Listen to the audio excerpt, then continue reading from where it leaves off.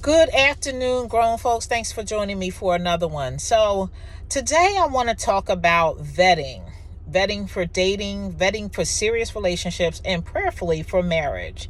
Have you ever found yourself in a situation where you're talking to a guy and you gave him some time or wasted some time with him and feel like I didn't do that right, or God forbid you go all the way with him, end up having a child with somebody that you really don't know. We need to check and correct the pickers sometimes. So if this is you, if you think this is helpful, stick around, maybe even share with a friend. So this topic came to me, and I'm actually working on an ebook for it, because I remember my dating journey. I've been blessed to find love 3 times over, or have been loved 3 times over. And I realized, I was talking to someone and realized that some people have never experienced that before, right? And I think it's a testament to my vetting and God looking out for me, giving me those divine downloads and that spiritual guidance where I can actually be still and hear from him to see and notice some signs of people that I need to stay away from. I had a real pimp once, and you may have heard this story before, grabbed my arm a couple times, and I was like, yo, if you grab my arm one more time, I'm gonna punch you dead in your face. And this person was my husband's uncle, and he real pimp.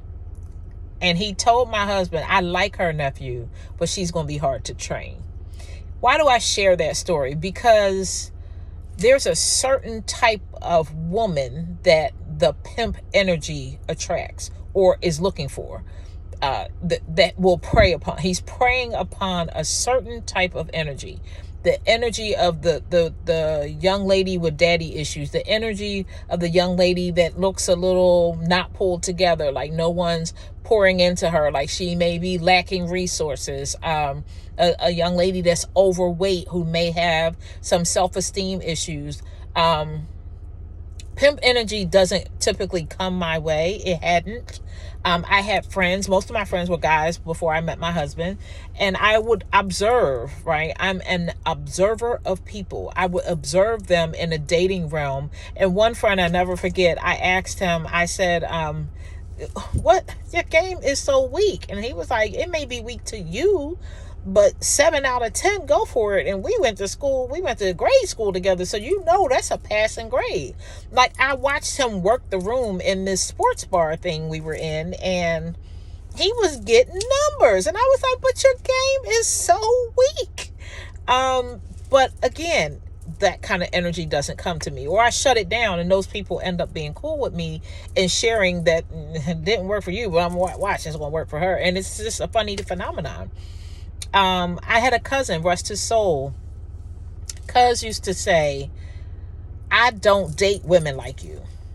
And I don't want my dates or people that I do date, I don't want them around your husband, because the way he treats you, they going to think they going to get that. They supposed to get that from me, and I ain't giving that to no woman. I'm not being all attentive and bringing you your food and looking out for the baby. He wiping the baby mouth or whatever. That's a mom's job. But he was dead serious. No. So a couple of things, I want to give you a couple points that you can take away, and prayerfully it will help you in the vetting phase. I am a talker. Another video that's going to go up soon is talking about transparency. So I'm a talker. So when I was in the dating phase, it was important for me to understand that that's not the time to overshare, right? When you're getting to know someone, you want to be open and you want to be honest, but you don't want to overshare. For example, if you were in an abusive relationship, you don't want to lead with that out the gate, because what that does is it tells a man that you are willing to tolerate some stuff for the right dude. And if he has abusive tendencies, or he could wait you out and love bomb you and then try to control you with abuse later, because he knew that you had a familiarity with that and a propensity to stay, actually, right? Whereas someone who shares, I don't do disrespect or abuse, they're going to be like, well, dang, she's setting boundaries up front. This ain't the one for that, right? So you want to make sure that you don't lead with information that could be used against you. And what I mean by that is information like abuse that could be used against you down the line, right? Let a man find your heart. Don't just roll out the red carpet and give it to him. Hold on to those reinforcements, like your body. Your body is a temple. My mom taught me I'm a fox. I sit on my box. I wasn't out here sharing my box with everybody. If you were someone that I was intimate with, I considered you special.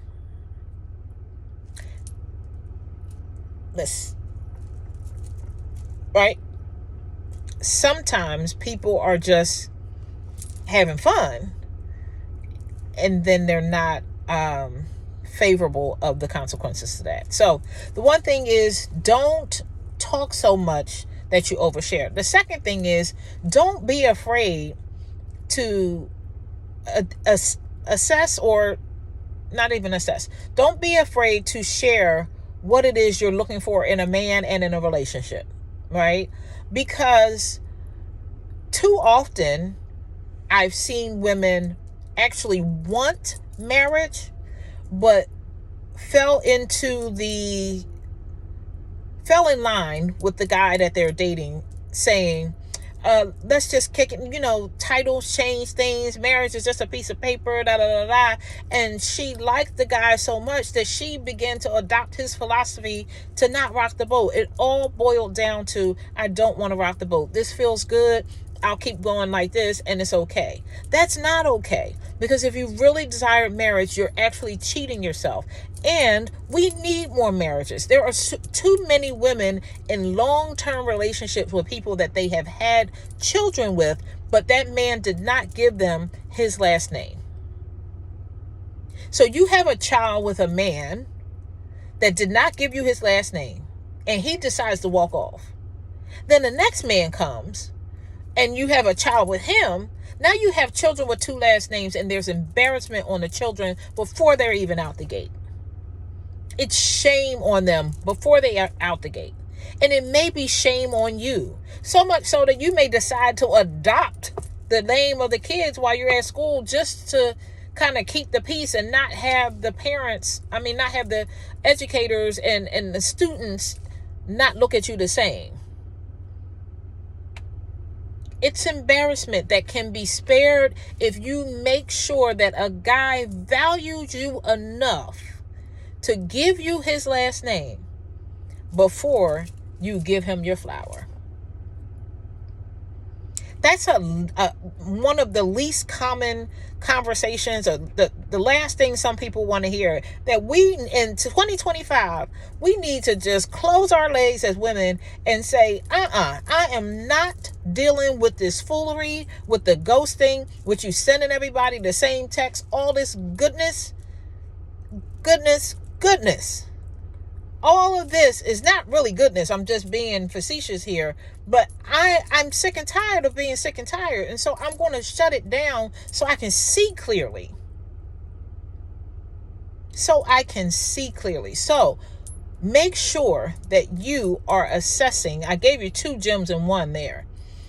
Assessing the situation, but telling the man that you're dating or vetting what your desires are. For me, it was, I am not a long-term girlfriend.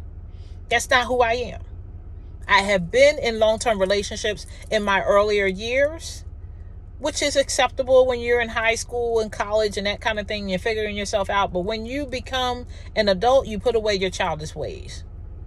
And I didn't give my husband an ultimatum or none of that. I just expressed to him that I was not a long-term girlfriend. He expressed to me that he comes from families that were married, grandparents, parents, aunts, uncles. He saw that.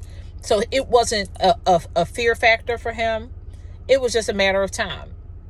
In fact, I didn't know till later that he told the friends that he was with the night he met me that I was going to be his wife. So men know if you are wife material or not. And many of them will string you along knowing that you're not wife material, but they'll string you along in relationships so nobody else has you, but they're not willing to give you that ultimate commitment themselves. So be authentic in naming what it is you want. So the 2 in 1 was be authentic. The third one is hold on to your reinforcements. Do not lead with sex. Do not fall into the trap of we're consenting adults and we can do what we want or whatever. No, it clouds your judgment. It does. And you need to put more value on your body than to just meet someone and be so led by your loins that you can't just hold off. If that chemistry is really what it's hitting for, it's going to be there when that high wear off, when that alcohol wear off, when that whatever, God forbid, else you doing wear off. It's going to still be there. In fact, it will grow. The men often want to rush and seize the opportunity of you buying into the consenting adult agreement because it favors them. They don't have to show you who they are. They don't have to put on airs and show up as a person that they think you want them to be. See, understand this. Men that are players or in relationship, in marriages, they have a small window of time to do their dirt. Why? Because they're usually on an out or breakup with their loved one. So it could be a week or two that they can hold off and not speaking to her, and he's just going to go with the homie, or he just out because he mad, right? And then comes makeup time, because what he doesn't want is for her to do the same. So he going to make things right, and then he only has that little bit of time to court you, maybe stay out all night or whatever to prove to you that he can do this, right? It may be wife was on a business trip. You heard the movie Fatal Attraction. Husband was on a business trip. Wife was at home. But it could be wife is on a business trip and he playing only has a limited amount of time. So if you, and I'm not saying wait as a strategy to just control. No, wait as a strategy to vet, to see what he's made of, to see if he's consistent, to see if he's being honest, to see how he shows up. I turned the air down and I'm needing a little bit more. Oh, I forgot that I need gas too. I forgot about that. Sorry about that, y'all. I was all up on the phone, wasn't I? Consistency is very, very important. So check and see how he shows up. Here's another one. Check and see how he engages with others. Is he respectful to people? The cleaning people, the servers at restaurants or whatever. How does he order food? Does he bless his food?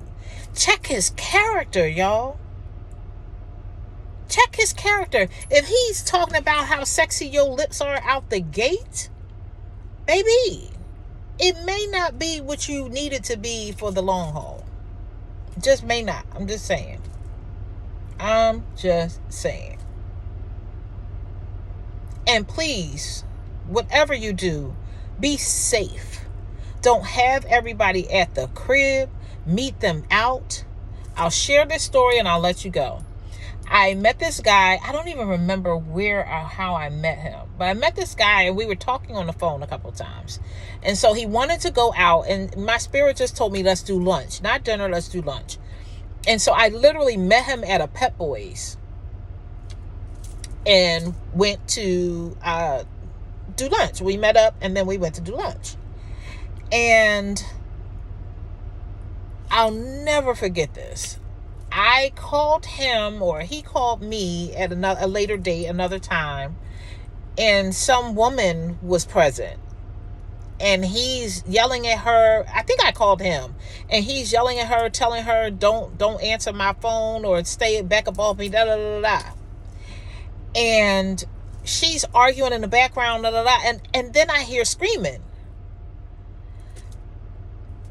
And he kind of exits from where the hostility is, and he was like, okay, I'm back. I was like, well, hold on. Well, you don't have to worry about her. I pushed her aid through a table.